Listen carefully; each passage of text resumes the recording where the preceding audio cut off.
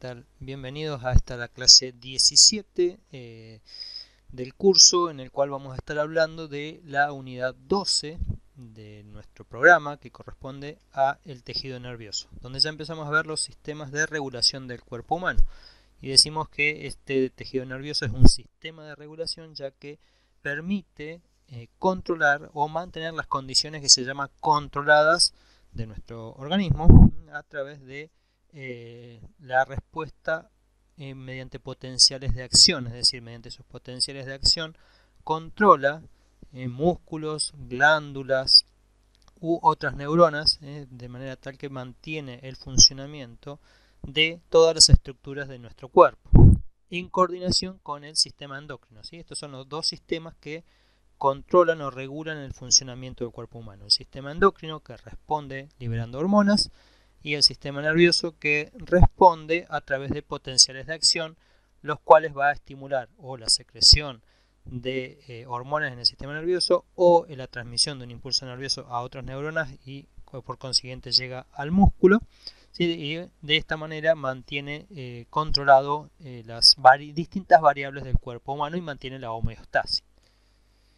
En esta clase o clases iremos viendo entonces las generalidades del tejido nervioso, cómo está organizado, cuál es su estructura y cómo funcionan este tejido nervioso, cómo cumple su función a partir de la estructura este sistema nervioso a través de los procesos, como decimos, del potencial de acción, de los tipos de señales eléctricas que produce y cómo está formado todos esos aspectos. En principio vamos a ver que el estudio del sistema nervioso lo realiza a nivel médico una rama de la medicina que se llama la neurología, que se encarga de estudiar el sistema nervioso o el funcionamiento del sistema nervioso en su estado normal y patológico, o sea, cuando hay alteraciones. Y vamos a ver que el tejido nervioso está formado por neuronas y por células gliales, o también llamadas de la neuroglía. Y estas están ubicadas o formando parte, ¿sí?, de un sistema nervioso central, que está acá el encéfalo y la médula espinal, y un sistema nervioso periférico, que es todo lo que está por fuera de este sistema nervioso central, que ya vamos a ir estudiando, pero está compuesto por nervios, que son haces de fibras nerviosas que salen ya sea del cráneo o de la médula espinal, por eso se los llama craneales o espinales, o en los ganglios que hay ubicados por fuera del sistema nervioso central en las distintas partes de nuestro cuerpo, y también por los plexos entéricos, que es el sistema nervioso, también es periférico, pero está formando el sistema nervioso entérico, que ahora ya vamos a ir describiendo. Entonces, las funciones principales que tiene el sistema nervioso, una de ellas, es la función sensitiva, es decir, la que, para llevar o cumplir las funciones que tiene el sistema nervioso, está dividido en tres funciones básicas. Por un lado tiene la función sensitiva, que es la de recibir la información, recolectarla, es decir, por ejemplo, cuando nosotros percibimos una forma, una imagen, con nuestros ojos, o un sonido con nuestros oídos, o con el tacto, algo que tocamos, o también nuestro organismo, por ejemplo, el estómago percibe que hemos recibido alimento porque se distiende, o el intestino lo mismo, entonces ellos detectan que hay algo y eso genera una percepción que es captada por el sistema nervioso. Y esta función la cumplen las neuronas, se dice aferentes, porque transportan la información que reciben hacia el encéfalo a través de estos nervios craneales o espinales. Luego tenemos una segunda función, es la función integradora, que es la función de procesamiento de los datos, es decir, bueno, si es analizar, yo vi esta imagen, ¿qué tengo que hacer? No sé, si viene alguien a atacarme, lo proceso y digo, bueno, tengo que dar una respuesta, la respuesta es, entonces, tal, que puede ser salir corriendo. Entonces, esa respuesta de salir corriendo, bueno, lo vamos a trasladar a la función motora, que es la tercera de las funciones que cumple, que una vez que hemos procesado e integrado la información, puede ser sensorial, entonces genera una respuesta, y esta respuesta se la llama la función efectora, que puede ser tanto en las vísceras, intestino, estómago, esófago, o las glándulas, o cómo hace el aparato locomotor, es decir, o cómo puede ser empezar a correr. Entonces las encargadas de estas neuronas, o sea, en los casos de las que tenga conexión con el aparato locomotor, ya habíamos visto que son las neuronas motoras, también llamadas bioeferentes, que van desde el cerebro hasta los músculos o las glándulas. Bien, hablando nuevamente entonces de las funciones que cumple el sistema nervioso, te decimos que ayuda a mantener las condiciones controladas dentro de los límites de la vida, y responde con rapidez mediante impulsos nerviosos. Y tenía tres funciones: sensorial, integradora y motora. Para la función sensorial cuenta con receptores que detectan estímulos internos o externos y los transmiten al sistema nervioso central a través de neuronas aferentes. Luego tenemos la función integradora, que es donde se procesa la información sensorial, que puede ser tanto exterior como interior, lo que se llama la propiocepción. Eso es cuando nosotros, o sea, nuestro cuerpo de manera involuntaria, porque no tenemos conciencia de eso, detecta los cambios en nuestro medio interno, o en nuestros órganos, y luego se toma la respuesta apropiada. Se toma una decisión y una respuesta. Y la respuesta es motora, suele ser motora o de activadora de alguna glándula. Es decir, puede ser una respuesta motora a través de músculos o glandular o secreción glandular a través de ese tejido glandular. Entonces, de esta manera nosotros o el sistema nervioso lleva a cabo todas esas tareas que son bastante complejas, como puede ser, uno puede detectar olores a través del sistema sensorial, reconocerlo en la función integradora y generar una respuesta, como acá en este caso. O sea, eso tiene que ver un poco, la integración se realiza en el sistema nervioso central. Ven que la parte sensorial capta, en este caso estamos viendo a través de nuestro sentido, en este caso la vista. Vemos un vaso de agua, lo integramos, podemos pensar, tengo sed, asociado con esa percepción interna de que tenemos bajo el líquido extracelular o intracelular, entonces que estamos requiriendo agua, y la respuesta va a ser motora. En este caso es la de llevarnos el vaso a la boca e ingerir ese líquido para, digamos, sacarnos la sed.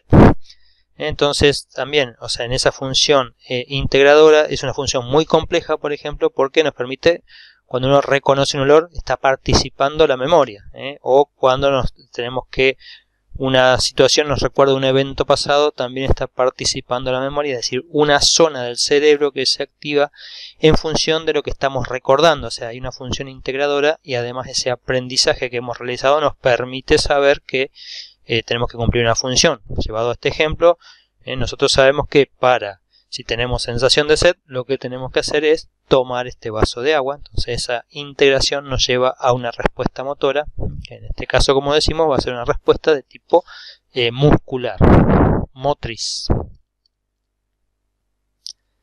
Bien, entonces ahora volvemos a repetir entonces cómo está subdividido el tejido nervioso. El tejido nervioso lo vamos a encontrar en dos lugares, o se subdivide en dos, que es el sistema nervioso central, que comprende el encéfalo. Acá está mal, no es cerebro, el cerebro es una parte del encéfalo, el encéfalo y la médula espinal. El encéfalo es lo que está contenido dentro de la cavidad craneal, y la médula espinal es esa porción del sistema nervioso central que está contenido dentro de la cavidad medular, dentro de ese hueco que dejan las vértebras, junto con el tejido conectivo que rodea todas esas vértebras, forman el canal medular. Por otro lado, entonces, sistema nervioso central constituido por encéfalo dentro de cavidad craneal y médula espinal dentro de cavidad medular. Y el sistema nervioso periférico, que está compuesto por los nervios craneales, que son fibras nerviosas que salen por agujeros que tiene los huesos del cráneo, y son 12 pares craneales, 12 a cada lado, y los espinales, que son los nervios que salen por los agujeros que quedan entre las vértebras a nivel del cuerpo. Por eso se los llama los nervios espinales. Son las proyecciones del sistema nervioso, las fibras nerviosas que salen desde la médula espinal a nivel del cuerpo. Por otro lado tenemos los plexos entéricos y los ganglios, los ganglios son estos, por ejemplo, acúmulos de neuronas que existen a nivel exterior a nuestro sistema nervioso central, y que por ejemplo a los costados de la médula espinal vamos a encontrar ganglios nerviosos, así como los plexos entéricos, que son zonas donde hay también neuronas a nivel del sistema digestivo, esto se lo llama los plexos entéricos. Y por otro lado tenemos los receptores, o sea que los receptores sensitivos en la piel. El sistema nervioso periférico entonces está formado por nervios craneales, nervios espinales, ganglios, plexos entéricos y receptores sensitivos.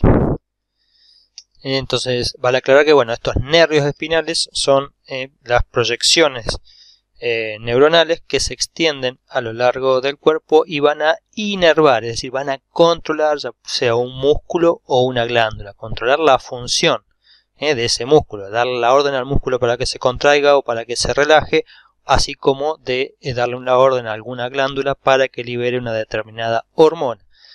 Los ganglios, entonces dijimos, están formados por acúmulos de neuronas fuera del sistema nervioso central, que están íntimamente asociados también a la médula espinal o a los nervios.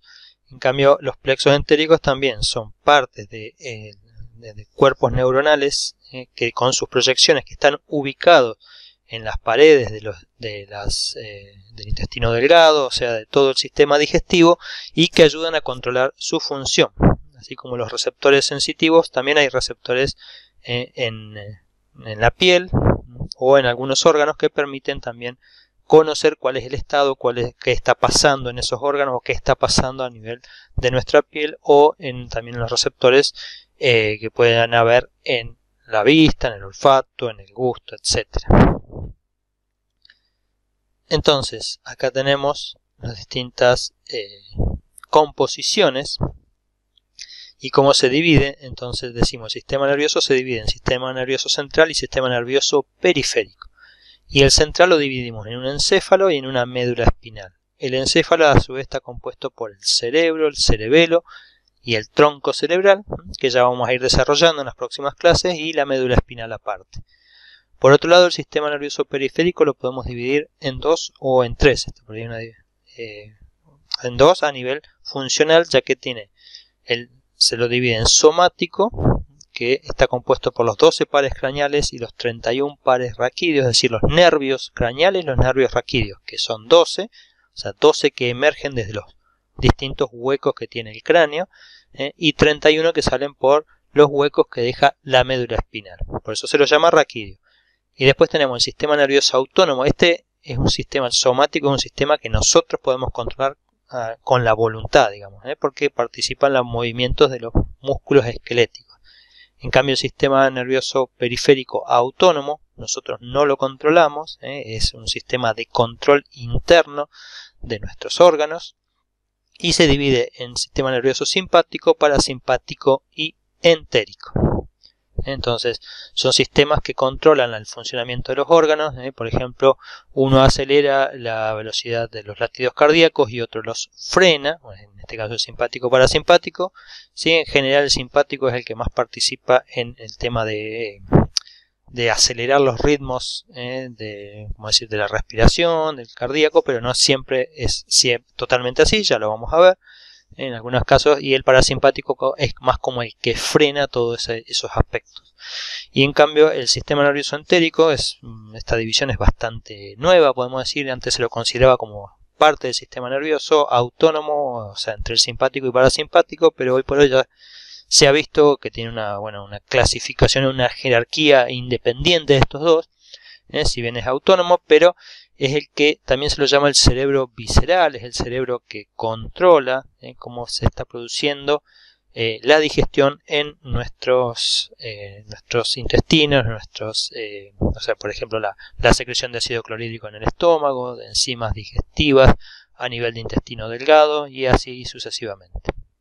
Acá vemos entonces un poco más en detalle las subdivisiones del sistema nervioso periférico. ¿Sí? Tenemos el sistema nervioso central, que tiene esa función más que nada también de coordinación y de emitir una respuesta. Pero fíjense que tenemos el sistema nervioso somático, el que era voluntaria, de la voluntad o consciente, el sistema nervioso autónomo, que es inconsciente, ya que produce respuestas que nosotros no controlamos, y el sistema nervioso entérico. Nos está hablando entonces que en el somático, en el autónomo y en el entérico tenemos receptores sensitivos, sean somáticos y neuronas sensitivas somáticas, receptores sensitivos autónomos y neuronas sensitivas autónomas que también responden a los distintos estímulos, y receptores sensitivos entéricos y neuronas sensitivas entéricas que envían su información los tres al sistema nervioso central. Y fíjense que la particularidad entonces entre el autónomo y el entérico es que también pueden interactuar. Fíjense que las neuronas sensitivas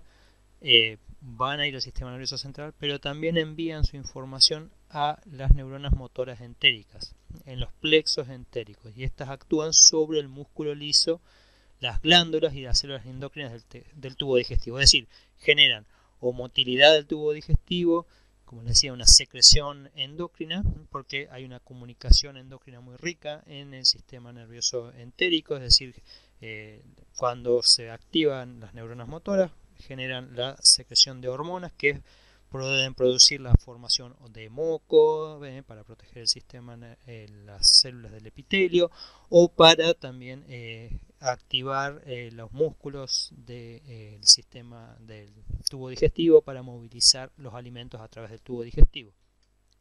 Por otro lado, en cambio, fíjense que las neuronas motoras del sistema nervioso autónomo se generan desde el sistema nervioso central. Es decir, hay un proceso de integración que se produce en el sistema nervioso central y la respuesta sale integrada a neuronas motoras autónomas que son involuntarias a través del sistema nervioso simpático y parasimpático. Y su efector final es el músculo liso o el músculo cardíaco o las glándulas.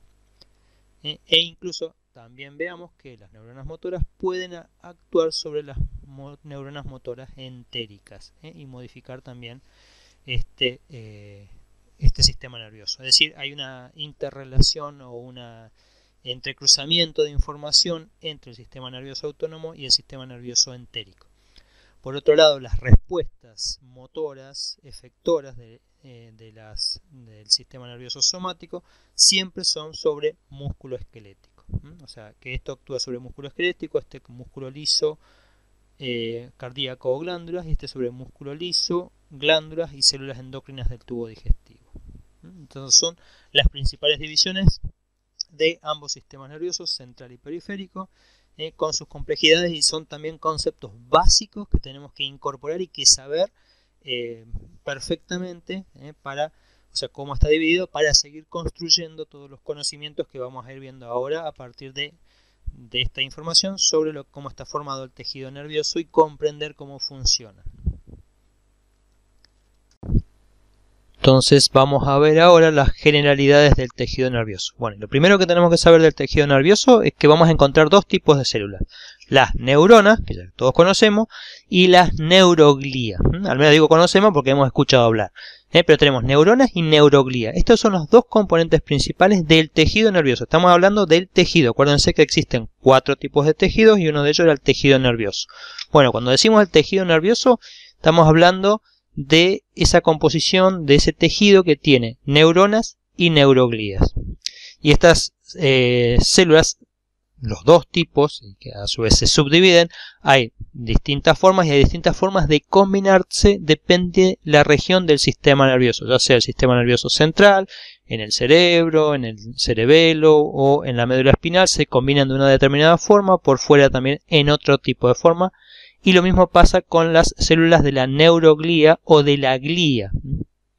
Las funciones propias del sistema nervioso, como es la del pensamiento, la recepción de información, de receptores sensoriales y procesamiento de información y de respuesta, así como la generación del movimiento, ya sea consciente o inconsciente, autónomo, o la secreción glandular, está mediada por las neuronas, mientras que las células de la neuroglía o de la glía sirven para proteger a las neuronas, ayudarlas en sus funcionamientos. O sea, si bien la gran diferencia es que ellas no generan actividad eléctrica, no generan potenciales de acción, transmisión de información, sí colaboran con las neuronas en el mantenimiento de las condiciones adecuadas para que realicen sus funciones, las protegen de distintos organismos o de cuerpos extraños que puedan entrar en el sistema nervioso.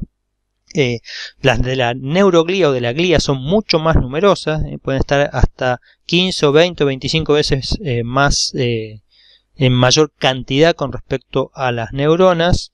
Además las nutre, les genera los distintos nutrientes que tienen que llegar a la neurona, las protege porque forman parte de lo que se llama la barrera hematoencefálica. Acá vemos células de la glía, que hay una neurona, y estas son las de la glía que están abarcando o rodeando un capilar sanguíneo, o sea que permiten un pasaje de determinadas sustancias y excluyen o sacan el pasaje de otra, por otro lado ayudan también a mantener ese líquido intersticial que baña a las neuronas y mantener su composición iónica correcta, y tienen además la capacidad de dividirse. Es decir, acá no vamos a encontrar, en el tejido nervioso no encontramos tejido conectivo, en el cerebro no se encuentra tejido conectivo dentro de la masa del encéfalo, porque está formado, ese tejido conectivo está suplantado por las células gliales o de la neuroglía, y por eso también tienen capacidad de dividirse. Si hubiese alguna lesión en alguna parte del sistema nervioso, las células de la glía se van a dividir para rellenar esos espacios. Si vamos a encontrar tejido conectivo, hay tejido conectivo, y es fundamentalmente, son vainas de tejido conectivo que tienen toda la envoltura externa del cerebro. Si uno saca ese tejido conectivo y se queda solamente con el cerebro, va a ver que los cerebros tienen si bien mantienen su forma, se los puede desarmar fácilmente, disociar, porque no hay un tejido conectivo, una matriz que lo sostenga. Salvo este tejido conectivo que es muy fuerte, que las llaman las meninges. Son las vainas de tejido conectivo que rodean todo el sistema nervioso central, y hay vainas que envuelven a cada uno de los nervios, o sea, de las proyecciones de las neuronales, o cápsulas que están asociadas a las partes terminales de las terminaciones nerviosas o de los órganos sensoriales, entonces los protegen. ¿Sí? Pero salvo ese tejido conectivo, no vamos a encontrar tejido conectivo dentro de la masa de un cerebro o de una médula espinal. Otra función de las células gliales es la de generar el líquido que rodea o que está presente en las cavidades huecas dentro del cerebro. El hueco tiene zonas, el cerebro tiene zonas huecas en donde están rellenas de líquidos, y ese líquido es el llamado líquido cefalorraquídeo, que también corre por el medio, ¿sí? Dentro del conducto raquídeo, donde está la médula espinal, está bañada por ese líquido cefalorraquídeo, pero en el cerebro y en el encéfalo existen cavidades que se los llaman los ventrículos, que tienen el líquido cefalorraquídeo. La formación de ese líquido cefalorraquídeo está dada por las células ependimarias, células del epéndimo que se llaman. Son células que es como epiteliales cúbicas que se encargan, que tienen microvellosidades hacia la cavidad, y se encargan de sintetizar y secretar el líquido cefalorraquídeo. A ver, para otro lado. Bien, entonces vamos a comenzar con las neuronas. Tienen una de las capacidades que tienen las neuronas, es la excitabilidad, que la comparte con las células musculares. Es decir, en nuestro organismo casi las únicas células que son excitables son las células musculares, las fibras, vieron que se pueden excitar para contraerse, y las neuronas. O sea, las neuronas tienen la capacidad de generar potenciales de acción. Recuerden que teníamos el potencial de acción muscular, genera la contracción. El potencial de acción neuronal, esa actividad eléctrica que tiene, genera una transmisión de información. Entonces tenemos potencial de acción muscular, potencial de acción neuronal. Ahora en estas unidades, que estamos hablando de tejido nervioso, entonces vamos a hablar del potencial de acción neuronal. Entonces las neuronas responden a los distintos estímulos a través de su capacidad de excitarse, de excitabilidad, generando potenciales de acción. Y vamos a ver que las neuronas tienen tres partes principales. Una parte que es central, más grande, que se llama el cuerpo neuronal, que vendría a ser la parte de lo que se llama la zona donde está ubicado el citoplasma mayoritario, donde vamos a encontrar el núcleo, el retículo endoplásmico, rugoso, liso, muchas mitocondrias, aunque las mitocondrias también están ubicadas en otras zonas. Y el cuerpo neuronal, de ese cuerpo neuronal se desprenden distintas proyecciones. Una de esas, o sea, las proyecciones se clasifican en dos tipos principales, o sea que ya vimos que tiene cuerpo neuronal, y luego tiene las dendritas, que son estas que son múltiples, pueden ser muchas o puede ser una, dependiendo del tipo de neurona, pero generalmente son varias de estas dendritas que llegan, que conectan con el cuerpo neuronal. Y luego tenemos el axón, que el axón es una única saliencia o proyección del cuerpo neuronal, ¿sí? Estas son todas proyecciones y, o sea, los nombres están relacionados con su función. Tenemos entonces las dendritas, que es un tipo de proyección que se denomina no, sino que son las vías de entrada de la información a la neurona, mientras que el axón es el segundo tipo de proyección, que es un único axón por neurona, una única proyección llamada axón, que su función es la de enviar la información hacia la siguiente neurona, hacia el siguiente músculo o hacia alguna glándula, ¿sí? O sea que la información, el flujo de la información en una neurona es desde las dendritas que la reciben, pasa al cuerpo y desde el cuerpo lo manda al axón. Es decir, porque fundamentalmente vemos que las neuronas son células que transmiten información desde algo que percibimos desde el mundo exterior o desde nuestro mundo interior, desde nuestros órganos internos, y recibe esa información y la recibe a través de las dendritas. Y esa información va hacia el cuerpo neuronal y si se tiene que continuar la transmisión, lo va a enviar a través de su axón. Entonces, en el cuerpo neuronal, en esta zona que conecta el cuerpo neuronal con el axón, existe una saliencia un poco más engrosada del cuerpo que se lo llama el cono axónico, que conecta entonces el inicio del axón con el cuerpo neuronal. Eso se llama el cono axónico y esa zona del cono axónico se le llama la zona de gatillo. Es la zona donde se integran las señales que reciben las dendritas y el cuerpo con el axón. Y va a ser la respuesta final. Es decir que en esta zona es donde finalmente se inicia un potencial de acción. Si la información que recibió es suficientemente fuerte como para generar una respuesta de esta neurona y transmitir esa respuesta a otra neurona, a otro músculo o a otra célula glandular, entonces esa respuesta finalmente se integra en el cono axónico. Vamos a ver que dentro de los cuerpos neuronales, entonces, un poquito hacia adelante, encontramos todos los orgánulos típicos de las células y también tenemos filamento o neurofibrillas. Eso es una de las características que encontramos dentro de las neuronas. Sí, decían entonces que encontramos estas neurofibrillas que están compuestas, si recordamos, de la parte de célula de filamentos intermedios y que su función es de darle esta forma tan compleja que pueden tener las neuronas y mantener esa estructura. Mientras que también encontramos microtúbulos, que son, los microtúbulos son, están formados por otro tipo de filamentos que también uno ve que son el sistema de transporte, porque imagínense que un axón, esta proyección puede llegar a tener centímetros o hasta incluso 1 metro para algunas neuronas. Entonces, todo el material celular se sintetiza en el cuerpo, entonces, y tiene que ser trasladado quizás hasta, no sé, 10, 20, 30 centímetros. Para un tamaño de neurona es una distancia muy larga. Entonces esos microtúbulos participan del sistema de transporte de sustancias hacia los axones y también en el sistema de retorno de sustancias, porque también algunos desechos tienen que volver. También decíamos que en estos axones vamos a encontrar, hay mitocondrias, que también para mantener todo este sistema de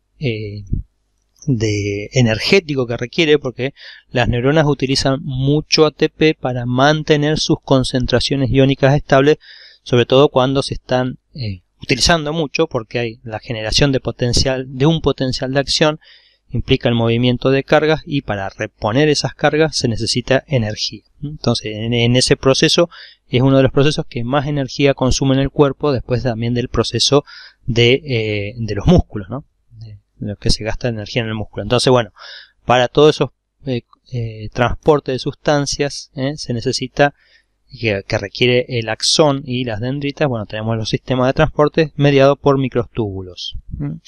¿Y qué son las características que le dan ciertas particularidades a estas células a nivel de tinción?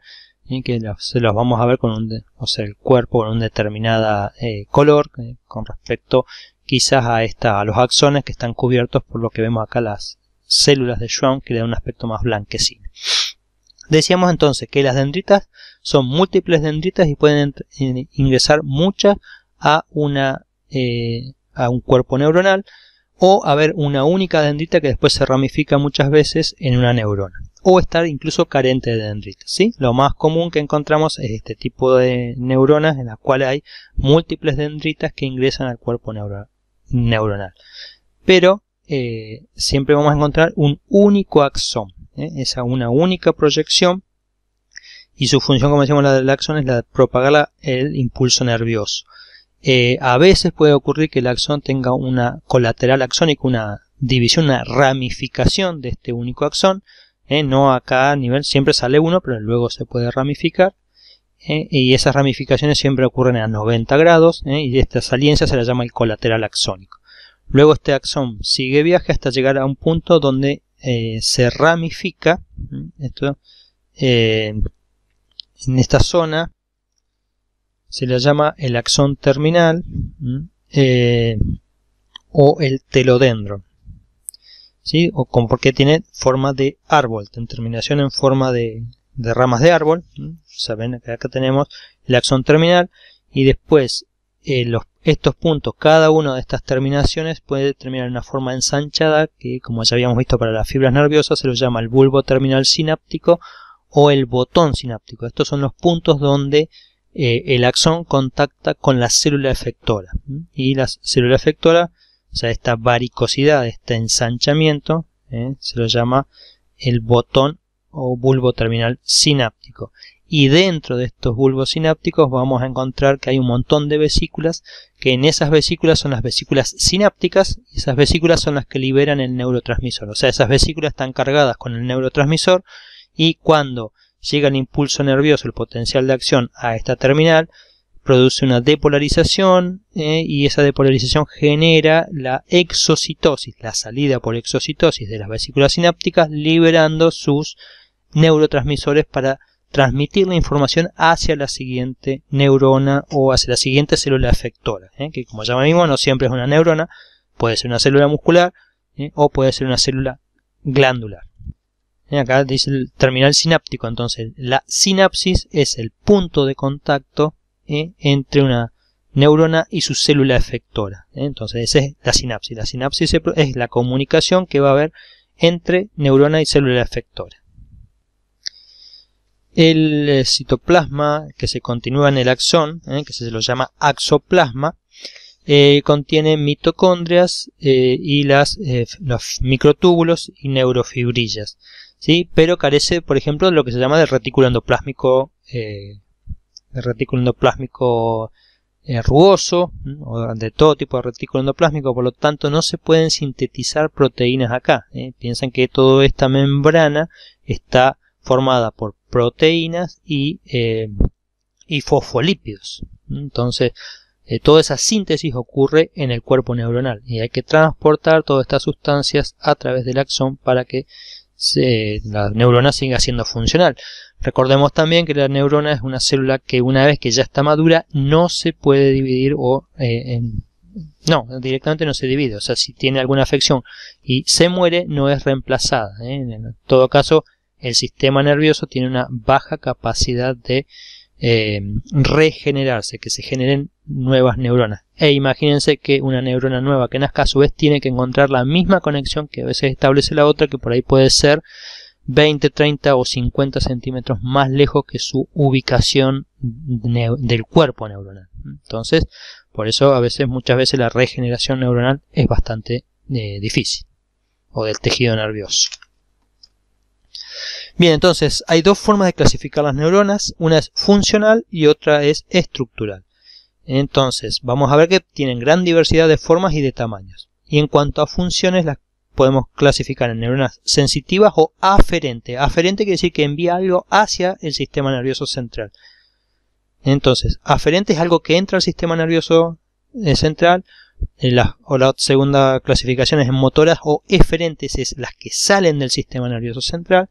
Y luego tenemos la otra que es la de interneuronas o neuronas de asociación, o sea, neuronas que participan entre la vía aferente y la vía eferente, cumplen básicamente con las tres funciones que tiene el sistema nervioso, que decimos tiene una vía sensitiva, una vía integrativa y una vía motora. Bueno, entonces, en función de las funciones que cumple cada una de esas neuronas, también se las puede clasificar de igual forma. O sea que tenemos neuronas aferentes, neuronas eferentes y neuronas de asociación.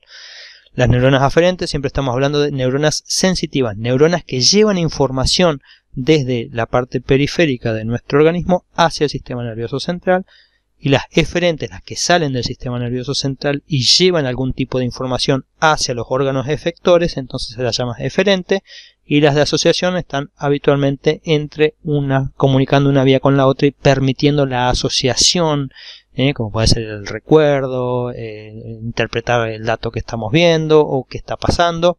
Esa asociación se la generan las interneuronas. Ahora, en función a su estructura, se las puede, estructuralmente, como la vemos al microscopio, la podemos llamar en multipolares o clasificar en multipolares, que vemos acá, que tiene muchas entradas, muchas dendritas y un único axón con el cuerpo neuronal, en bipolares, que tiene una única entrada dendrítica y una única salida axónica, pero bueno, esa dendrita luego se ramifica, polariza, pero en este caso, este tipo de neuronas se las llama bipolares, donde la información recibida por las dendritas pasa por el cuerpo neuronal y luego es transmitida al axón. Y luego tenemos las neuronas unipolares. En este caso, fíjense que tenemos prácticamente en todo el largo un axón, una zona de propagación axónica. Esta zona es la que se considera que es la dendrita, la que recibe la información sería la dendrita, que luego la transmite. Acá ya al tener una zona gatillo, acá comienza el axón. Entonces este axón tiene una única conexión con un cuerpo neuronal, es decir, que la información prácticamente pasa siempre de la dendrita al axón, pasando del axón por el cuerpo neuronal y luego continuando hacia las terminaciones axónicas. Entonces, la multipolar tiene muchas vías de ingreso al cuerpo neuronal y una única salida. La bipolar tiene una única entrada dendrítica y una única salida axónica. En cambio, las unipolares únicamente tienen una entrada axónica en el cuerpo neuronal, pero sí presentan las dendritas. No es que no tienen dendrita, pero su zona gatillo, la zona de integración, está en esta parte y ya esto se considera un axón. Bien, acá tenemos algunas, las neuronas unipolares están muy presentes en los receptores sensoriales, es bastante común, sobre todo los del tacto. Acá tenemos los corpúsculos del tacto, los corpúsculos de Meissner. Esta es la parte sensorial, entonces acá recibe la información y acá, una vez que este corpúsculo o este receptor es excitado, va a generar una respuesta en la zona de gatillo, y si es suficiente intensa se genera un potencial de acción que luego es transmitido a las células efectoras. Lo mismo pasa con estos discos de Merkel. Tenemos las células de Merkel, que también son receptores táctiles, tienen el mismo tipo de información. Los corpúsculos de Pacini también están presentes en el tacto, son similares, fijémonos. O los nociceptores, aquellos receptores que nos permiten saber cuál es, por ejemplo, el estado de algún órgano en particular o del músculo liso, que nos permiten saber si se está produciendo alguna distensión de músculo liso o incluso de los músculos esqueléticos, cuál es el estado, si vieron que el dolor generado por un desgarro, etcétera, en el dolor muscular está mediado por nociceptores, o sea, receptores sensoriales que nos dicen que hay algún problema en alguno de nuestros músculos, ya sea esquelético, liso o cardíaco. Entonces, Para eso necesitamos los nociceptores, que también tienen una vía a través de neuronas unipolares.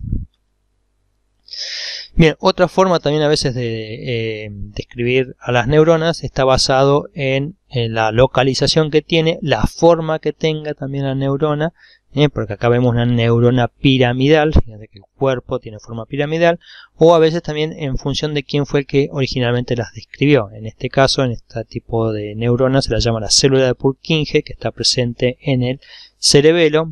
Esta está presente en lo que se llama nuestra corteza cerebral, y son del sistema nervioso central. Y fíjense esta ramificación tan característica que tienen las células, o una de las capas de las neuronales del cerebelo, son estas células de Purkinje que parecen ramas de un árbol, y en cambio las neuronas piramidales tienen un cuerpo piramidal, pero es según la clasificación anterior, es una neurona multipolar.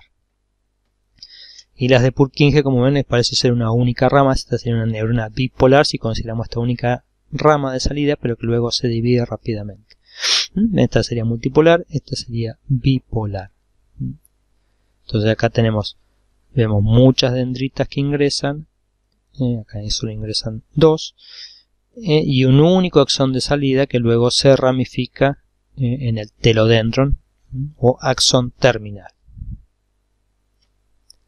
Bien, ahora vamos a ver un poco las características celulares o de clasificatoria de lo que es la neuroglía. Las células de la neuroglía o de la glía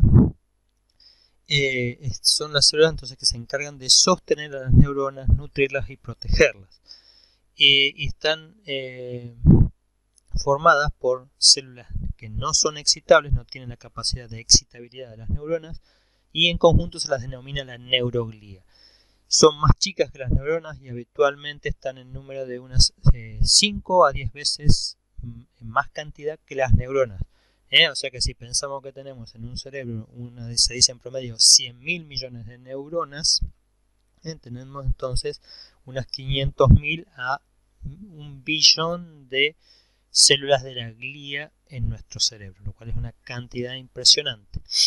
Bien, entonces, las células de la glía, vamos a ver que tenemos 4 tipos principales de células gliales, en los que es llamado en el sistema nervioso central. Todo lo que parezca como SNC es sistema nervioso central, es una abreviatura, una forma de abreviar sistema nervioso central muy, muy utilizada, así que todo cuando vean SNC, quiere decir sistema nervioso central. SNP que vemos acá quiere decir sistema nervioso periférico, ¿sí? En todos los libros de anatomía o de histología y de fisiología lo vamos a encontrar de esta manera abreviado, así que para que nos vayamos acostumbrando. Entonces, en el sistema nervioso central, los tipos celulares de la neuroglía que encontramos son 4: astrocito, microglía, oligodendrocito y células ependimarias, células del epéndimo.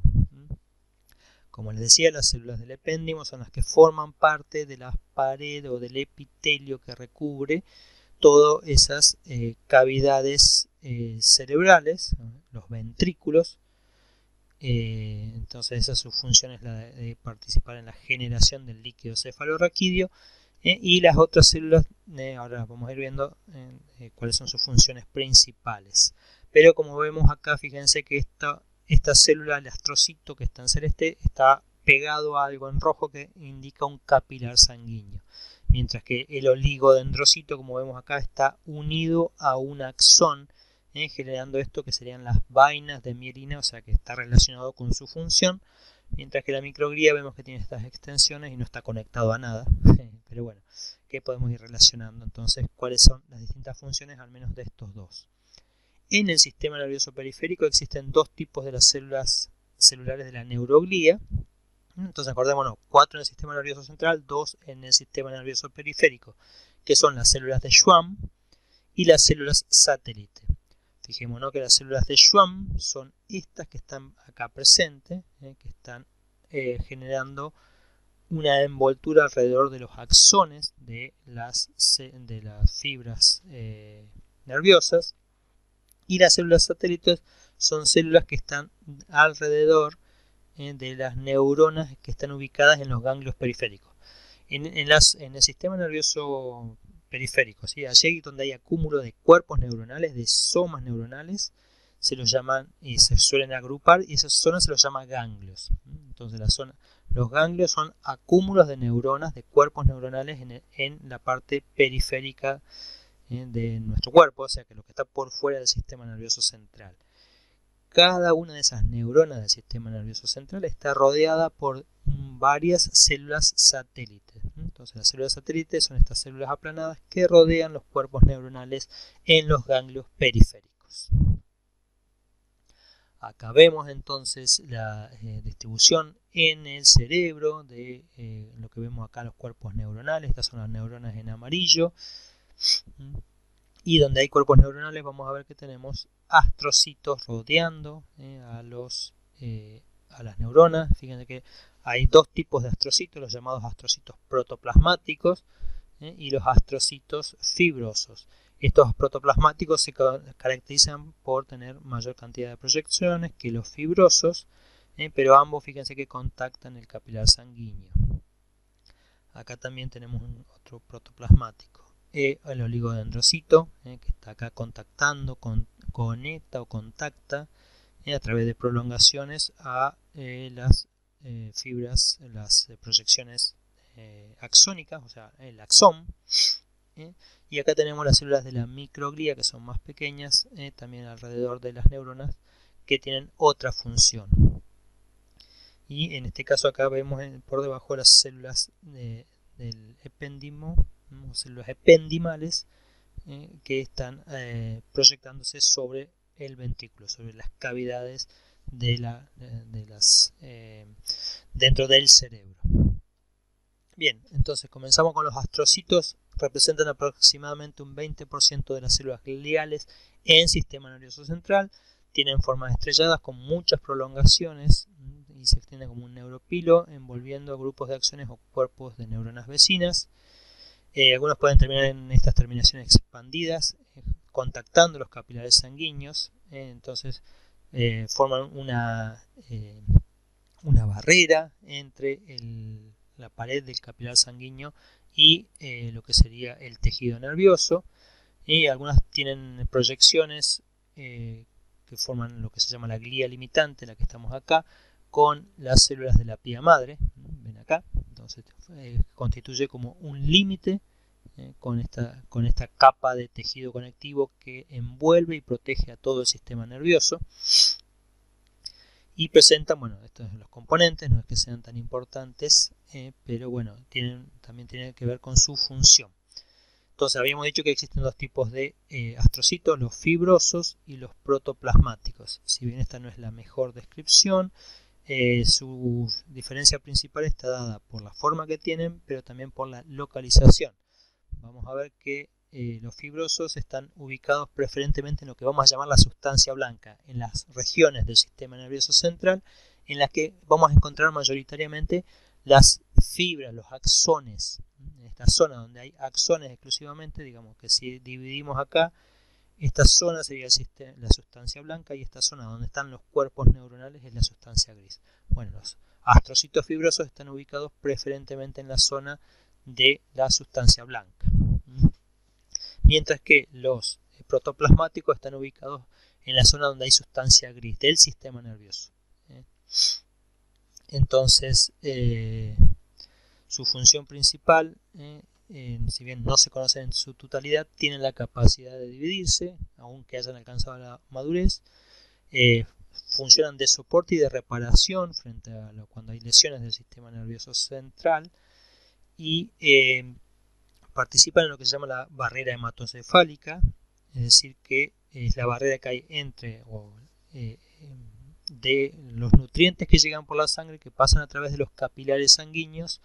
No todo lo que pasa por el capilar puede salir del capilar sanguíneo, sino que existe una barrera de permeabilidad de que puede ingresar al sistema nervioso o al líquido que baña el sistema nervioso, y eso está establecido por las propiedades que tienen los capilares sanguíneos en esa zona del cerebro, o la zona que atraviesan el cerebro, y en las proyecciones de los astrocitos sobre esos capilares sanguíneos que forman barreras bastante estrechas y permiten el pasaje de algunas sustancias, pero no de otras. Es decir, eso también es importante, por ejemplo, cuando nosotros aplicamos algún medicamento, y muchos medicamentos, si tienen carga, no van a pasar la barrera hematocefálica, por lo tanto no van a poder ejercer un efecto en el sistema nervioso central. Es decir, si nosotros necesitamos que un medicamento ejerza algún efecto a nivel del sistema nervioso central, tenemos que asegurarnos que ese compuesto, esa sustancia, atraviese la barrera hematoencefálica.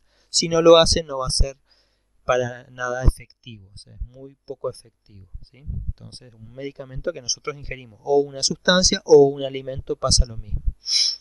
También las prolongaciones de los astrocitos protoplasmáticos, fíjense que son capaces de rodear, separar y aislar las superficies receptoras de las neuronas, es decir, pueden aislar las distintas zonas de las dendritas y del cuerpo neuronal, del pericarium, también llamándolo, y de esta manera lo aísla, de que no le generen, o que el ambiente extracelular, si no les es propicio, si hay diferentes iones o sustancias que están llegando, que permita que haya una compartimentalización entre los distintos tipos de respuesta. Vamos a ver que incluso las neuronas pueden ser excitadas o pueden recibir transmisión sináptica de distintos tipos de neurotransmisores, y bueno, entonces los astrocitos permiten clasificar y separar los distintos compartimentos donde van a actuar un determinado neurotransmisor con respecto a otro, porque a veces pueden ser que produzcan el mismo efecto o efectos opuestos o efectos antagónicos. Bien, los oligodendrocitos constituyen aproximadamente la mayor cantidad de las células de la glía, o sea, son el 75%. Tienen un cuerpo poligonal o esférico donde tenemos prolongaciones, y estas prolongaciones son mucho más finas, tienen un núcleo pequeño, y vamos a encontrar ubicados en la sustancia blanca y en la sustancia gris. En la sustancia blanca los encontramos entre las fibras nerviosas, y en la sustancia gris están asociados tanto a fibras nerviosas como mielínicas, como en íntima relación, bueno, como nos dice, con los somas neuronales, o sea, permiten el aislamiento. Ahora vamos a ver que su función principal es la de aislar los axones, aislarlos eléctricamente. La función es la de formar las vainas de mielina. Entonces, o sea, van formando lo que se llama las fibras nerviosas mielinizadas en el sistema nervioso central, y esto lo hacen a través de estas prolongaciones celulares.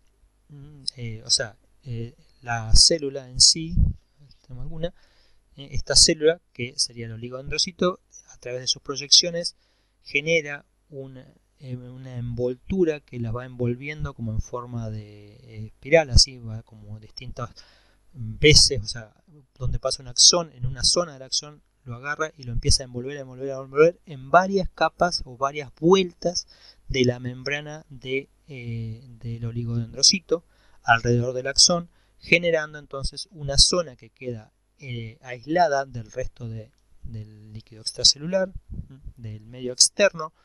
Acá esto es el axón con su axoplasma, y entonces esta zona queda aislada y con una vaina de mielina, y esa vaina de mielina no es continua. Vamos a ver que acá hay un oligodendrocito que generó una porción de la vaina de mielina, y acá se continúa otro oligodendrocito que también generó una porción de la vaina de mielina, o sea que no es una vaina continua, sino que es una vaina que está separada.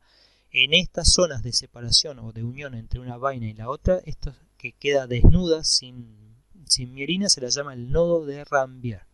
Nodo de Ranvier, que es muy importante para la transmisión nerviosa, como ya vamos a ir viendo. También una de las características del oligodendrocito, acá tiene una proyección y tiene otras varias, o sea que puede generar varias vainas de mielina en distintos axones. Entonces, la función principal es la de generar la vaina de mielina, y la de aislar, o sea, en los axones, y también de aislar los cuerpos neuronales, ¿sí? Si bien no forma una vaina de mielina sobre el cuerpo neuronal, pero sí puede generar esas separaciones entre las neuronas de manera tal que las mantiene más protegidas y aisladas, también como decimos de manera eléctrica. Entonces, en este caso el cuerpo del oligodendrocito queda alejado del axón y puede unir varios axones a través de las vainas de mielina. También ayuda a la nutrición de las neuronas con la que está relacionada, y también se cree que tiene capacidad de fagocítica, de proteger a las neuronas, o de, si es necesario alguna neurona está funcionando mal, eliminarla, también tendría esa capacidad de fagocitosis. Bien, las células de la microglía son las más chicas y en las que menos cantidad hay, aproximadamente un 5% de toda la neuroglía que está en el sistema nervioso central. Tienen poco citoplasma y muchas prolongaciones que también son mucho más cortitas.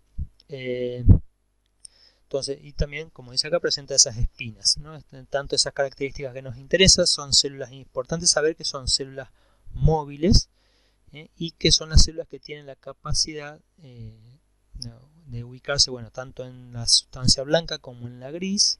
Son muy abundantes en la sustancia gris, están muy ubicados cerca de los vasos sanguíneos o de las neuronas, y son las células de defensa del sistema nervioso.